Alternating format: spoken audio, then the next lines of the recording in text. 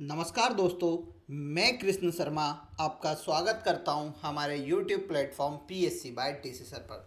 दोस्तों, जैसा आप सभी को पता है, हम MPPSC प्रीलिम्स 2026 के लिए आपके लिए एक MCQ सीरीज लेकर आए थे, जिसमें अभी तक हमने 9 लेक्चर्स कंप्लीट कर लिए हैं। आज हमारा इसका लेक्चर नंबर 10 है। कभी आपने इस वीडियो को नहीं देखा है, इससे पहले वाले वीडियोस को नहीं देखा है, तो जाकर जरूर देखिए। मैं आपको यकीन दिलाना चाहूँगा, कभी आपने इस सीरीज को डेली देखा ईमानदारी के साथ साथ ही मैं इसके जो इम्पोर्टेंट फैक्ट्स हैं उनको आपने नोट कर लिया, तो 2026 प्रीलिम्स आपके लिए बहुत आसान होने वाला है। तो आपको कोशिश करना है कि इसे डेली 8 बजे हमें देख लेना है और जो इम्पोर्टेंट फैक्ट है उनको अपनी कॉपी में नोट करते चलना है। तो आइए बिना कोई देरी किए स्टार्ट करते हैं, जिसमें हमारा पहला प्रश्न है, मध्य प्रदेश की जलवायु के संबंध में निम्नलिखित में से कौन सा कथन सही नहीं है। देखिए, पहले मैं अपन बात करता हूं मध्य प्रदेश की जलवायु की, कि मध्य प्रदेश में कौन सी जलवायु पाई जाती है। मध्य प्रदेश की हम जलवायु की बात करते हैं तो मध्य प्रदेश में मैंने आप सभी को बताया, मध्य प्रदेश में उष्ण कटिबंधीय मानसूनी जलवायु पाई जाती है। कौन सी पाई जाती है? उष्ण कटिबंधीय मानसूनी जलवायु पाई जाती है।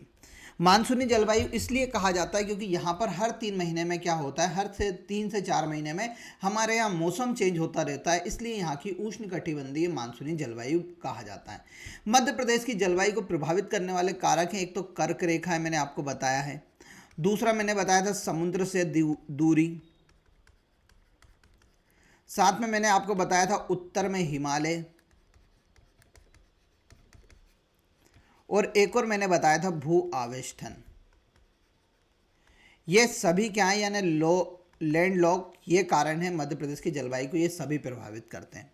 अब देखिए यहाँ पर क्या लिखा हो, मार्च के बाद तापमान निरंतर बढ़ता है। तो अभी मार्च चल रहा है, आप सभी को पता है कि फरवरी में हमारे यहाँ टेम्परेचर थोड़ा डाउन था, परंतु जैसे ही मार्च आया वैसे ही आपके यहाँ तापांतर यानी गर्मी बढ़ती आ रही है, टेम्परेचर बढ़ता जा रहा है। ठीक है, तो पहला पॉइंट तो बिल्कुल सही है भैया। दूसरा बोल रहा है मध्य प्रदेश में औसत न्यूनतम तापमान जनवरी माह में होता है, तो बिल्कुल सही है। औसत न्यूनतम तापमान हमारे यहाँ कब होता है? जनवरी में होता है, और यह लगभग कितना होता है? 18 से लेकर 21 डिग्री सेल्सियस तक होता है।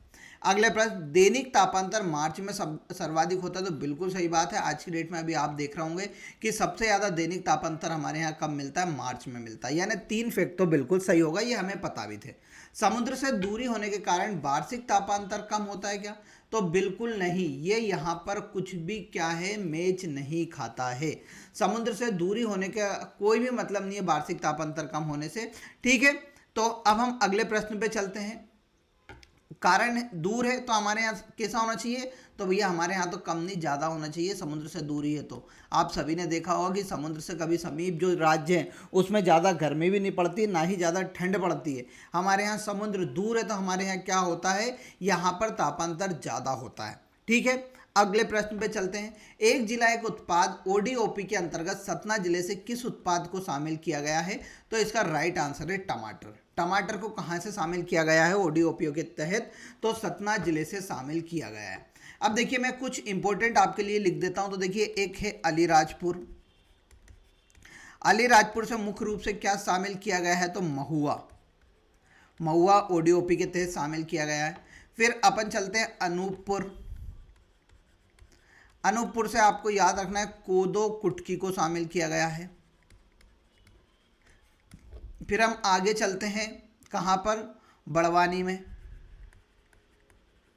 बड़वानी से हम देख रहे हैं तो अदरक को शामिल किया गया है। ठीक है, फिर देखिए हम इंदौर चलते हैं, तो इंदौर से आपको याद रखना है मुख्य रूप से आलू को शामिल किया गया है। ठीक है, देवास चलते हैं, तो देवास से किसे? तो देवास से मुख्य रूप से अपने बांस को शामिल किया गया है, यानी बम्बू को शामिल किया गया है। फिर देखिए दतिया।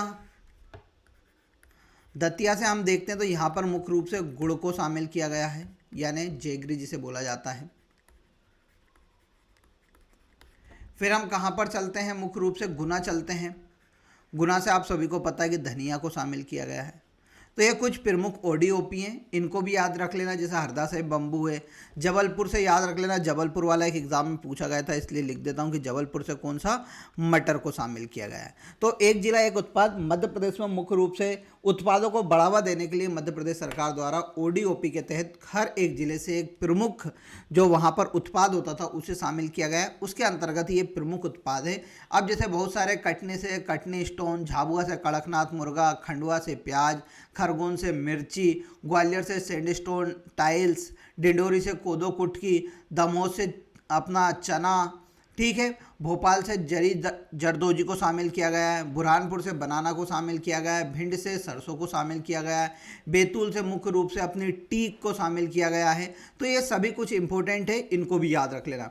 अगले प्रश्न पे चलते हैं। जॉर्ज केसल मध्य प्रदेश के किस राष्ट्रीय उद्यान में स्थित है? तो देखिए जॉर्ज केसल का किला, जॉर्ज केसल के किले की हम बात करते तो इसकी स्थापना 1971 में की गई थी। कब? 1911 में, जब जॉर्ज पंचम भारत आने वाले थे। कौन? जॉर्ज पंचम भारत आने वाले थे। जब शिवाजी राव मुख्य रूप से जॉर्ज पंचम जब भारत आने वाले थे तो उनके स्वागत में मुख्य रूप से यहाँ पर सिंधिया परिवार के द्वारा माधव राष्ट्रीय उद्यान यानी शिवपुरी में क्या बनवाया गया था? तो जॉर्ज केसल का किला बनवाया गया था। क्या करवाया गया था? जॉर्ज केसल का किला बनवाया गया था।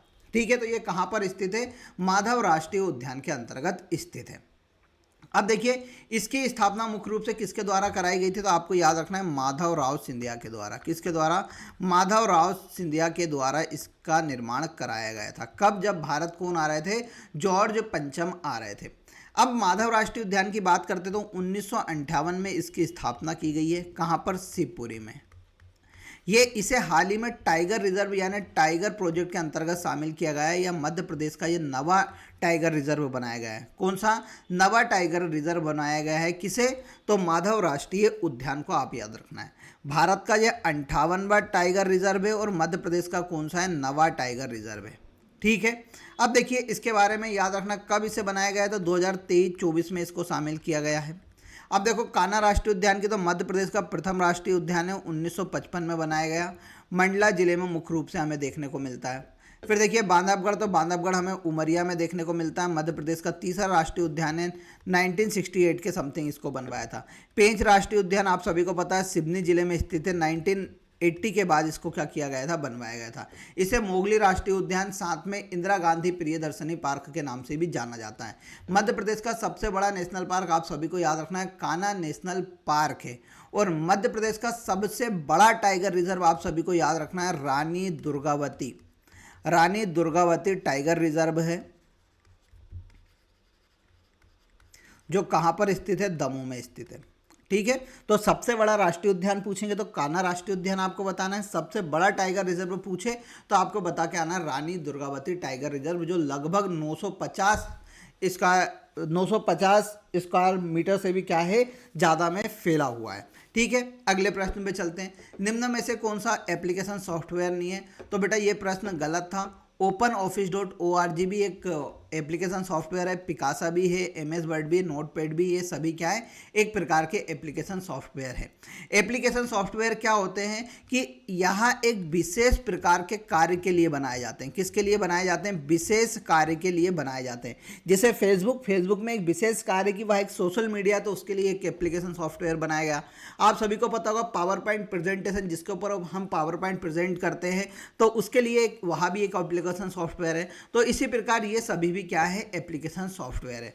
देखो यहाँ पर OpenOffice.org राइटर में मुख्य रूप से क्या किया जाता है? किसी भी चीज़ को मुख्य रूप से टाइप और एडिट किया जाता है। पिकासा में फोटो को एडिट किया जाता है, आप सभी को पता होगा। MS वर्ड में रिटर्न वर्क किया जाता है।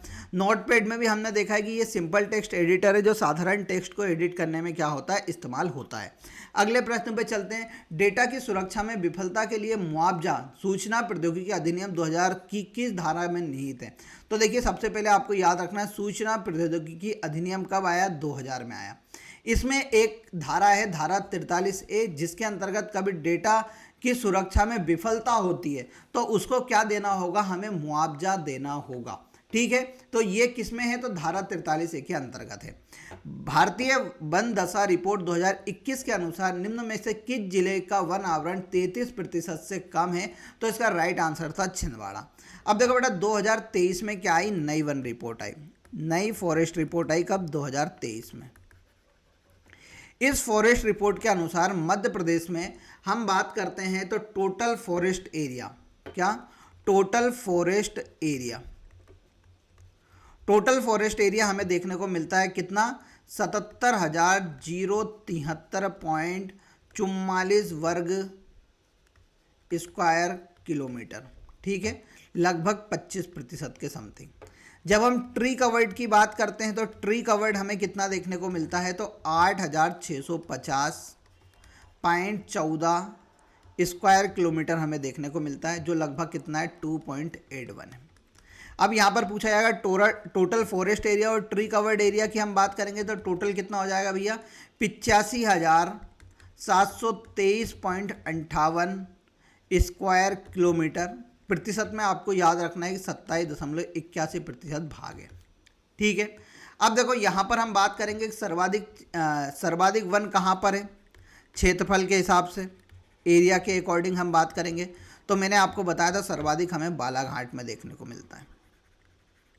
बालाघाट के बाद हमें देखने को मिलता है कहाँ पर, छिंदवाड़ा में। छिंदवाड़ा के बाद हमें देखने को मिलता है बैतूल में। जब हम न्यूनतम की बात करते हैं, मिनिमम की बात करते हैं एरिया वाइज, तो मिनिमम हमें देखने को मिलता है शाजापुर में, शाजापुर के बाद उज्जैन में, और उज्जैन के बाद हमें देखने को मिलता है आगरमालवा में, ठीक है। अब देखिए प्रतिशत के हिसाब से हम देखते हैं सर्वाधिक कहाँ पर है, तो सर्वाधिक आपको याद रखना है उमरिया में। कहाँ पर है, उमरिया में।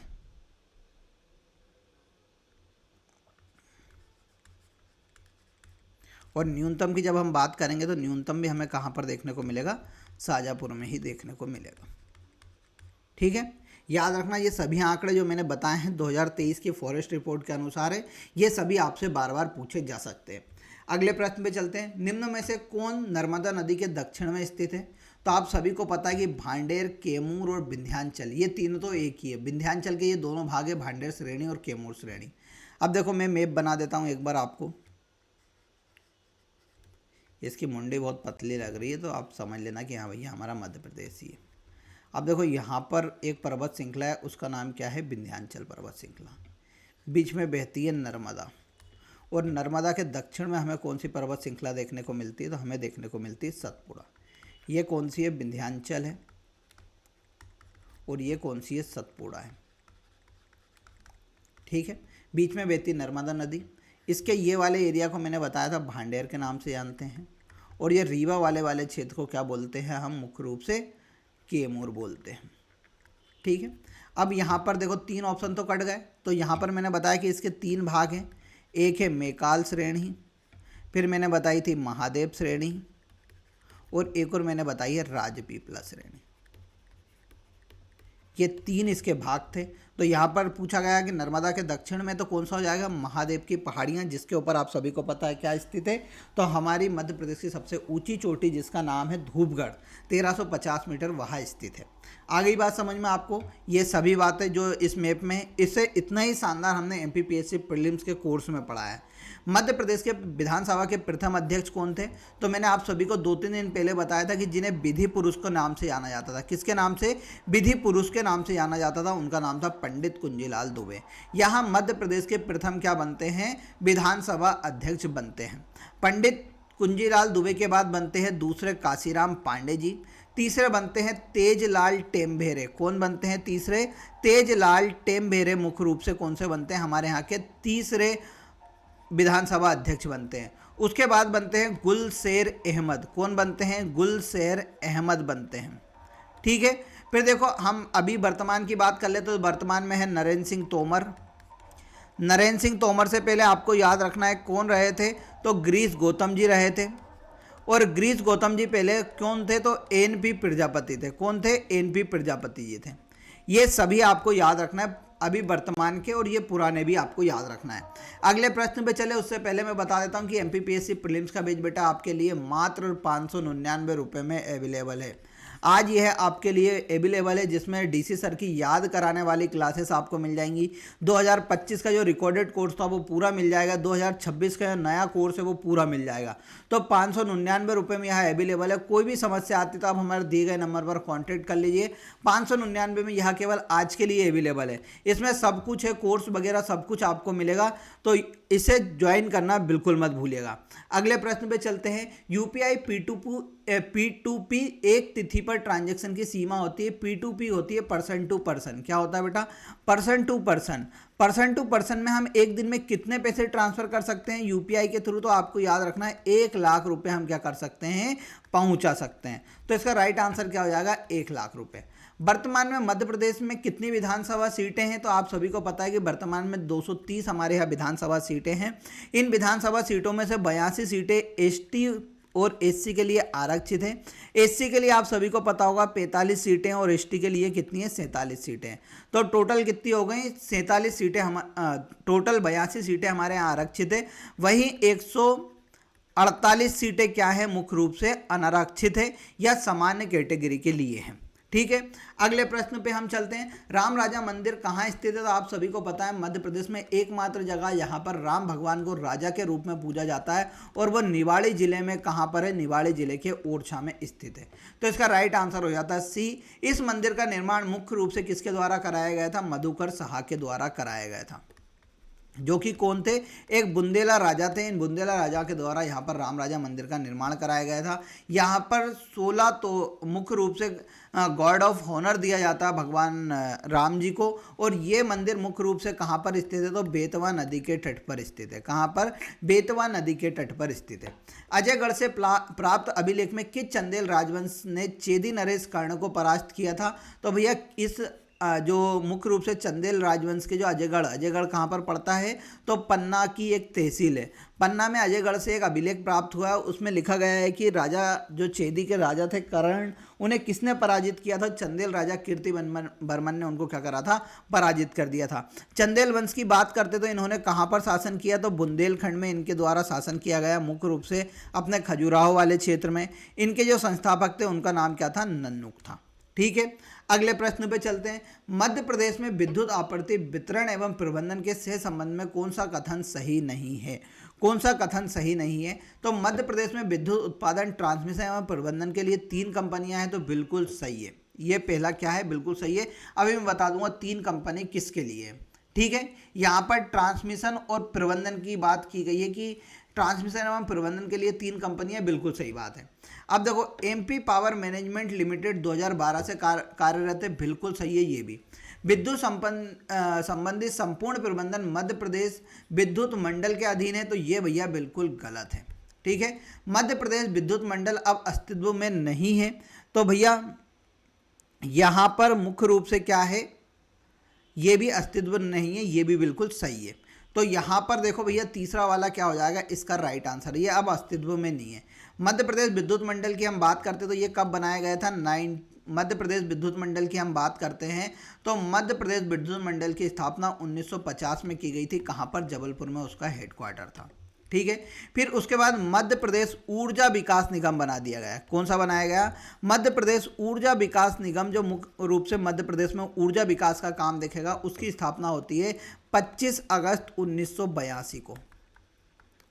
ठीक है, और इसका मुख्यालय हमें कहाँ पर देखने को मिलता है? भोपाल में देखने को मिलता है। अब 3 कंपनियां कौन कौन सी है ऊर्जा विभाग के अंतर्गत आने वाली? तो देखो सबसे पहली है पावर जनरेटिंग कंपनी, फिर दूसरी आती है power management company, Madhya Pradesh power management company ऐसा इनका पूरा नाम है। फिर तीसरी आती है Madhya Pradesh power transmission company.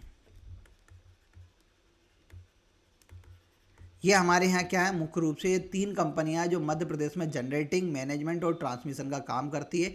इनके अंतर्गत 3 आती है। एक तो मुख्य रूप से ईस्ट एरिया में जो ट्रांसमिशन करेंगे, फिर दूसरा आता है मुख्य रूप से मिडिल एरिया में, और तीसरा आता है मुख्य रूप से वेस्टर्न एरिया में। ये 3 कंपनी और इसके अधीन आती है जो ट्रांसमिशन का काम देखती है। रोबोट क्या कर सकते हैं, तो कार बिल्डिंग बिल्कुल सही है, कर सकते हैं, सर्जरी का काम कर सकते हैं, विस्फोट को ढूंढने का काम कर सकते हैं, यानी रोबोट सभी कुछ कर सकता है। अगले प्रश्न पे चले, उससे पहले मैं बता देता हूँ कि भैया टेस्ट सीरीज अवेलेबल है। 50 FLT की टेस्ट सीरीज 199 की जगह मात्र आपको 99 रुपये में मिल रही है।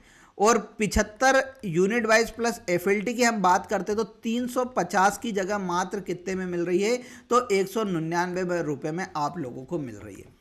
इसमें आपके लिए हम PDF फ्री ऑफ कॉस्ट दे रहे हैं, साथ में आंसर की भी अवेलेबल करा रहे हैं। आप PDF को निकाल के अपने सामने रख लीजिए और उसे सॉल्व करना जारी कीजिएगा। आप एक बार देखिए, आपको समझ में आएगा कि ये टेस्ट बिल्कुल हमारे एग्जाम की तरह बने।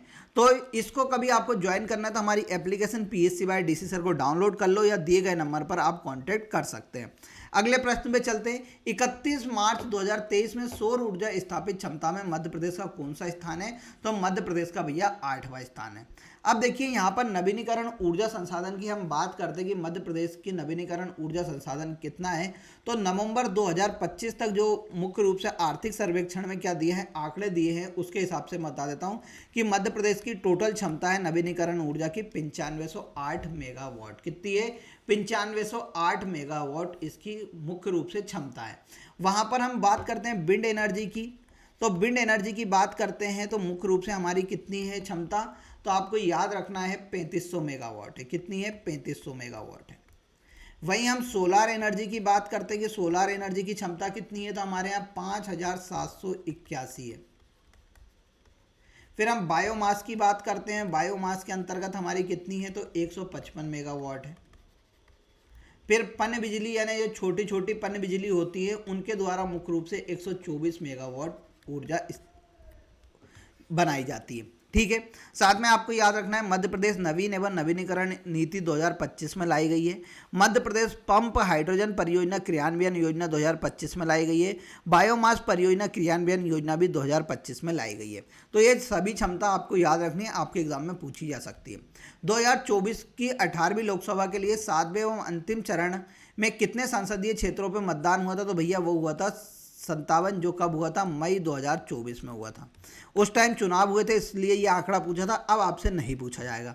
अगले प्रश्न पे चलते हैं। मध्य प्रदेश का प्रथम ग्रीनफील्ड SEZ मध्य प्रदेश के किस स्थान पर है, तो भैया ये है पीथमपुर में। अब देखिए मुख्य रूप से हमारे इंदौर में बहुत सारे क्या बनाए गए हैं, IT पार्क बनाए गए हैं। जैसे एक बनाया गया है वहाँ पर यस कंपनी का, विप्रो का बनाया गया। ये भी SEZ किसके द्वारा, मध्य प्रदेश सरकार और इन कंपनी के मुख्य रूप से PPP मॉडल के तहत इनको स्थापित किए गए।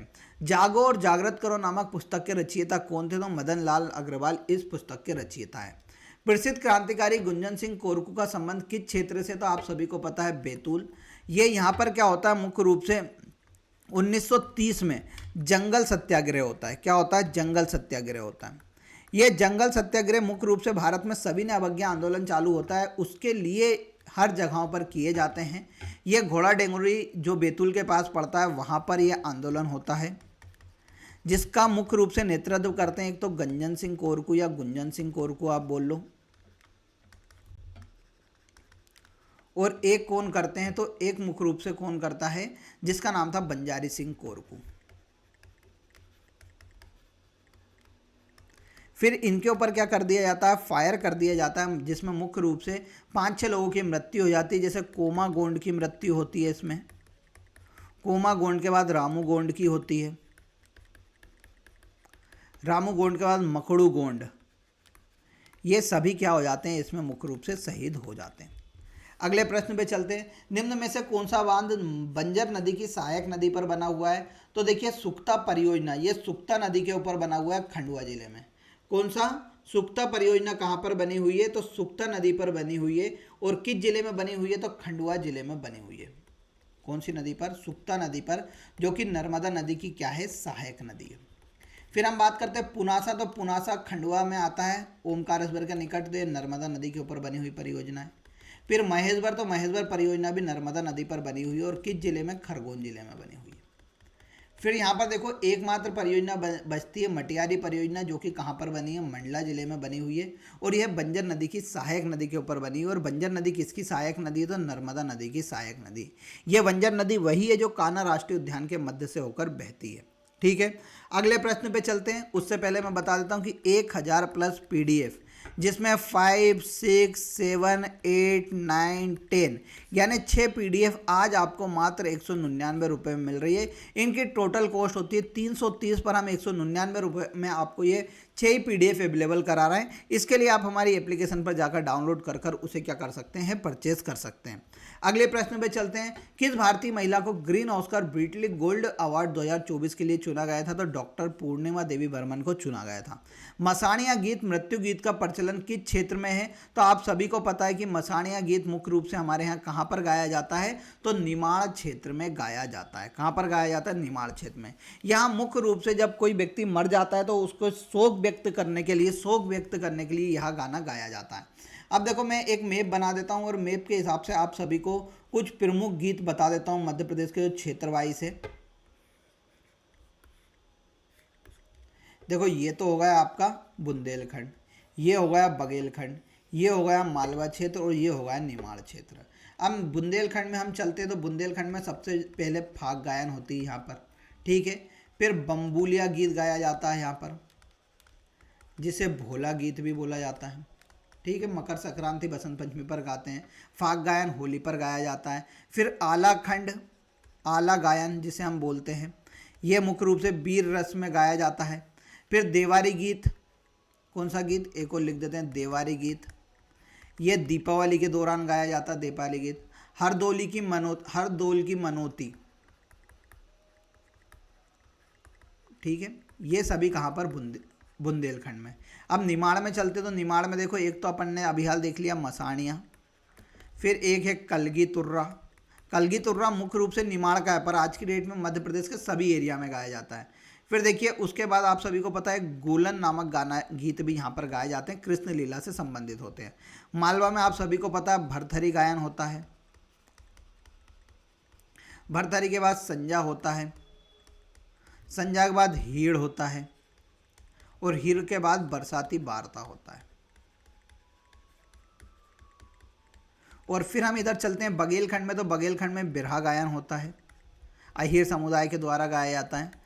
बस देवा गायन होता है यहाँ पर भी फाग गायन होता है, और एक होता है विदेशिया गायन।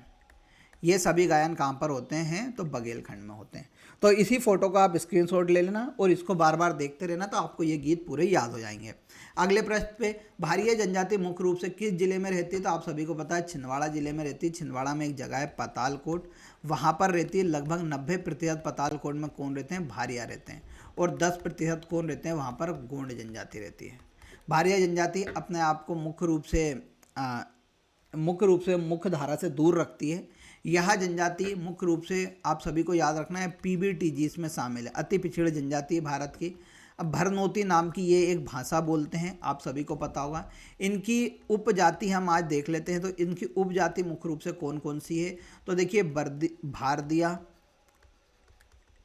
फिर बिजारिया, अमोलिया, पचालिया, ये सभी क्या है, इनकी उपजाति। भड़म सेलम ये नृत्य करते हैं। ठीक है, अब हम आगे बढ़ते हैं। मार्च 2024 में रणजी ट्रॉफी फाइनल मैच में fill in the blanks team को हराया था। तो 2024-25 में मुंबई टीम ने विदर्भ को हराकर क्या जीता था, रणजी ट्रॉफी जीता था। अब 2025-26 की बात करते हैं। हाल ही में रिकॉर्ड बना हुआ है, जम्मू कश्मीर ने मुख्य रूप से किसको हराया, कर्नाटक को हराया। ये जम्मू कश्मीर क्या हुई, विजेता हुई, और ये कर्नाटक क्या हुई, उप विजेता हुई।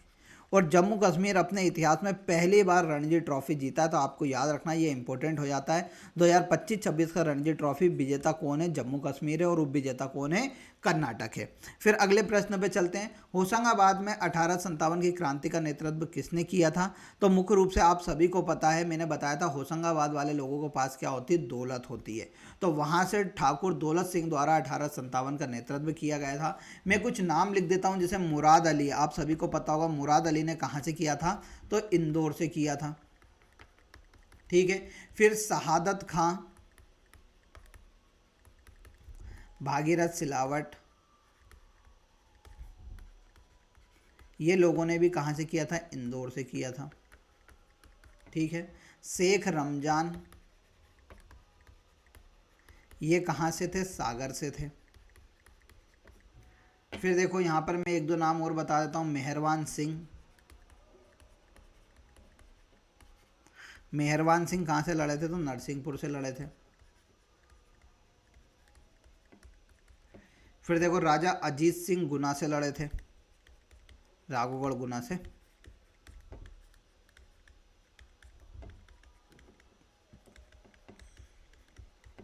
फिर उसके बाद मैं कुछ नाम बता देता हूँ, जैसे रानी अवंतीबाई, आप सभी को पता है मंडला से लड़ी थी। रानी अपनी लक्ष्मीबाई मुख्य रूप से ग्वालियर वाले क्षेत्र से लड़ी थी। फाजिल मोहम्मद खां बली शाह और भाई महावीर भोपाल से लड़े थे। शंकर साहब और रघुनाथ शाह महाकौशल क्षेत्र से लड़े। ठाकुर सरजू प्रसाद जी विजय राघवगढ़ कटनी से लड़े। ठीक है, तो ये सभी कुछ प्रमुख नाम हैं, इनको जरूर याद रखना। गरुड़ सिंह सुहागपुर से लड़े थे। ठाकुर जगमोहन सिंह रीवा से लड़े थे। किशोर सिंह और देवी सिंह दमोह से लड़े थे। ठीक है, तो ये सभी नाम आपको याद रखने हैं, बार बार पूछे जाते हैं। तो देखिए यहाँ पर आज का हमारा लेक्चर कंप्लीट होता है। आपको क्वेश्चन ऑफ द डे में आंसर करके बताना है, मध्य प्रदेश में 1857 की क्रांति किस जिले से प्रारंभ हुई थी। जो भी इसका सही से उत्तर देगा उसका कल मैं कमेंट बॉक्स में 100% शामिल करूंगा। ठीक है, अब मिलते हैं हम कल, तब तक के लिए जय हिंद जय भारत।